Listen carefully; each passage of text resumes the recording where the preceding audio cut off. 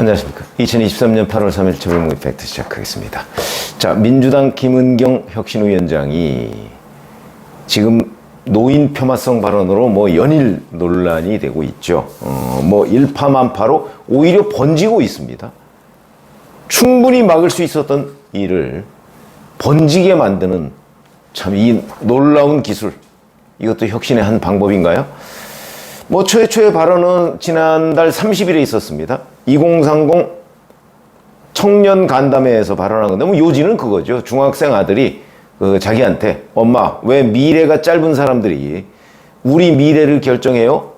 여명, 남은 수명에 따라서 비례해서 투표하는 것이 맞는 것 아니에요? 이렇게 질문을 했다 하는 것을 소개를 한 겁니다. 취지는 충분히 이해가 되죠? 그러니까 젊은 사람들이 많이 투표를 해라. 왜 나이 든 사람들이, 젊은 사람들은 앞으로 살 날이 굉장히 많은데 그 미래를 나이 든 사람들도 똑같이 1인 1표로 결정하느냐. 우리 투표권이 부여된 역사, 이런 거에 대해서 잘 무지한 그런 얘기였죠. 근데 그냥 중학생 아들의 과거 그런 질문을 소개만 했으면 소개하고, 그렇기 때문에 젊은이들이 많이 투표장에 나가야 됩니다. 여러분의 미래는 여러분이 결정하는 겁니다. 이렇게 얘기했으면 그냥 끝나는 건데, 그거 굉장히 합리적이죠? 이렇게 자기 체중을 실어서 얘기했습니다. 그리고 조금 있다가 또 그게 맞는 말입니다 라고 얘기를 했습니다. 그러니까 중학생 아들의 의견이 자기 의견이 돼버린 겁니다.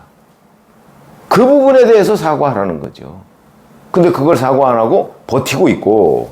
자, 그러면서 8월 1일 인천 무슨 간담회에 가서 거기서 일부 누가 질문을 하니까, 자기가 직접 사과를 한 것이 아니고 질문을 하니까 오해가 있었다면 유감스럽다 이렇게 얘기를 했습니다.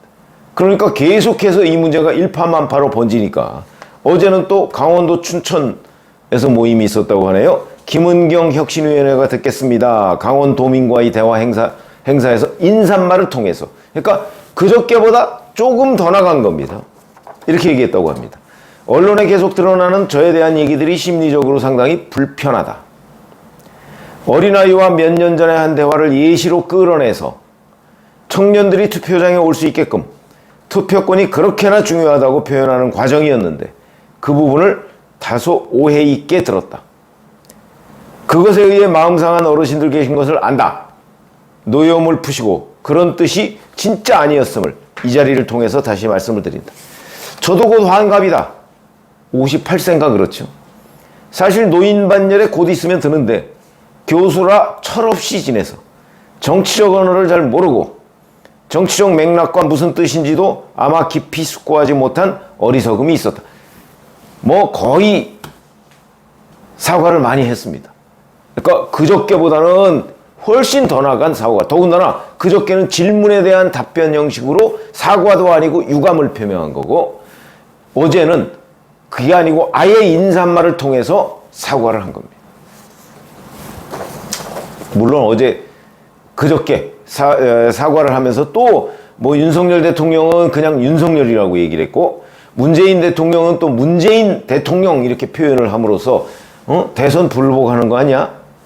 뿐만 아니고 윤석열 임기 내에 자기가 금감원 부원장 임기를 마치게 된 것이 치욕스럽다 이렇게 얘기를 하는 바람에 그럼 본인이 그만뒀으면 될 걸 왜 그만두지 않고 꾸역꾸역 윤석열 대통령 그 정부에서 1년간을 버텼느냐. 그게 연봉 3억 때문 아니냐. 이런 공격을 받았습니다. 그 공격을 받아도 싸죠. 왜냐하면 그 얘기는 하면 본인의 선택에 의해서 금감원 부원장 1년을 더 근무해놓고 그게 치욕스럽다? 그럼 본인이 치욕을 선택한 거죠. 이런 또 앞뒤 안 맞는 얘기를 해서 또 표적이 됐습니다. 자, 어제 박광원 원내대표, 이제 이재명 대표는 휴가 갔으니까 박광원 원내대표가 대리 사과를 했죠. 그 다음에 양이원영 의원이라는 사람이 이 김은경 혁신위원장 말이 맞다고 거들었다가 또 대한노인회를 찾아가서 사과를 했습니다.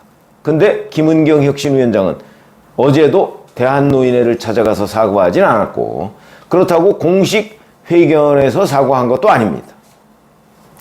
자, 김호일 대한노인회장은 왜 김은경 혁신위원장은 오지 않았느냐 이렇게 얘기하면서 김은경 혁신위원장의 직접 사과, 이재명 대표의 사과, 휴가 갔어도 SNS로 사과할 수 있는 거 아닙니까? 를 요구했고 그 사과가 이루어지지 않으면 집단 행동을 예고했습니다. 쉽게 가라앉을 것 같지 않죠? 제가 방송에서 하한 정국이라는 표현을 썼습니다. 여름에 7월 말 8월 초에는요. 제가 정치부 기자 한참 할 때면 제주 신라 호텔에 7월 말 8월 초에 제가 취재를 간 적이 있었습니다. 가보면 국내 유수의 정치인들이 거기 다 와 있습니다. 그 정도로 7월 말 8월 초는 정치 휴직입니다. 휴직이라는 뜻은 뭐죠? 정치 기사가 없습니다. 다 휴가 가버렸으니까. 기자들도 휴가하고 대통령, 지금 여당 대표, 야당 대표 다 휴가가 있지 않습니까? 기사가 없는데 기사가 없으면 어떻게 되죠? 그 기자들 사이에 기사도 팔자가 있다 이런 얘기를 합니다. 다른 기사가 막 쏟아지면 아무리 중요한 기사도 뒷전으로 밀릴 수밖에 없다.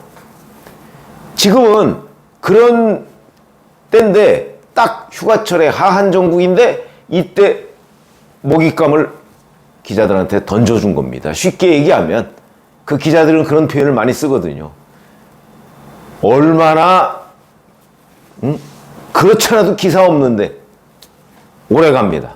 그렇기 때문에 제가 보건대는 이 문제를 일으킬 수는 있습니다. 실수로 뭐 본인은 뭐 철없다고 표현을 했더만 실수로 문제를 일으킬 수 있는데 그 문제를 어떻게 풀어가느냐 사실은 이게 정치의 본령이거든요.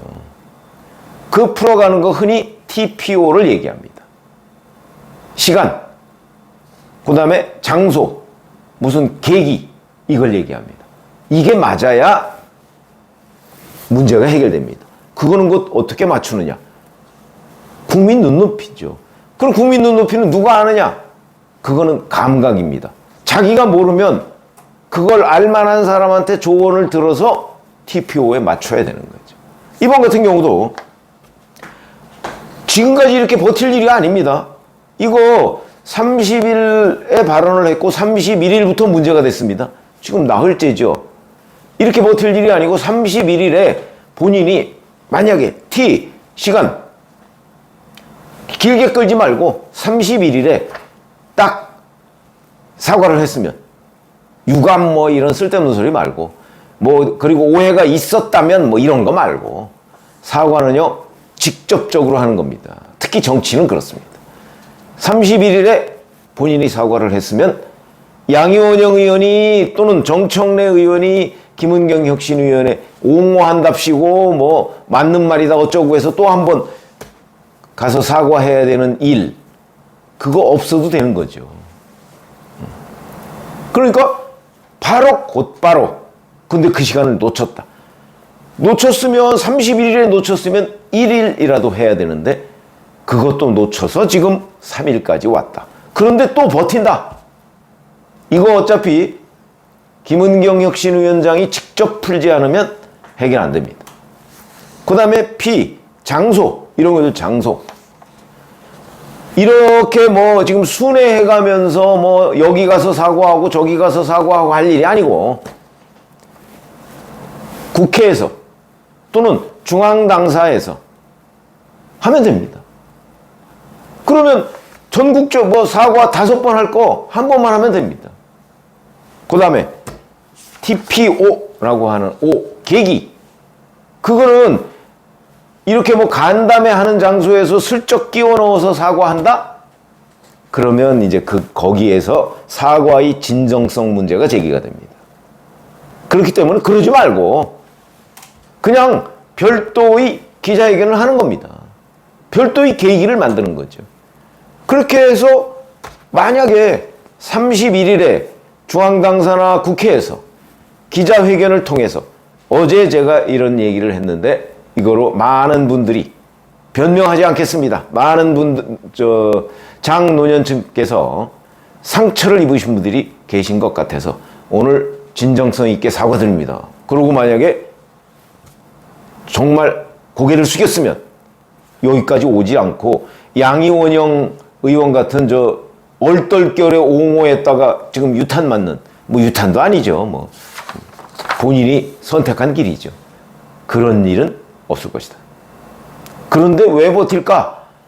아마 그 일종의 내 취지가 그게 아닌데, 취지는요 본인의 뜻이 중요한 거 아닙니다. 정치에서는 그건 뭐 여당이든 야당이든 마찬가지입니다. 국민들이 어떻게 받아들이냐는 게 중요한 거죠. 그걸 흔히 얘기하는 감수성이라고 얘기하는 거거든요. 근데 그 감수성 판단하기 쉽지 않습니다. 그걸 피부로 금방금방 와서 느끼는 사람, 이게 정치를 잘하는 사람인데 그거 아무도 100% 맞출 수 없습니다. 수십 년 정치부 기자를 해도 제 느낌 다르고 뭐 30년 정치부 기자 한 다른 기자 느낌 다를 수 있습니다. 그 다르다는 걸 인정을 해야 됩니다.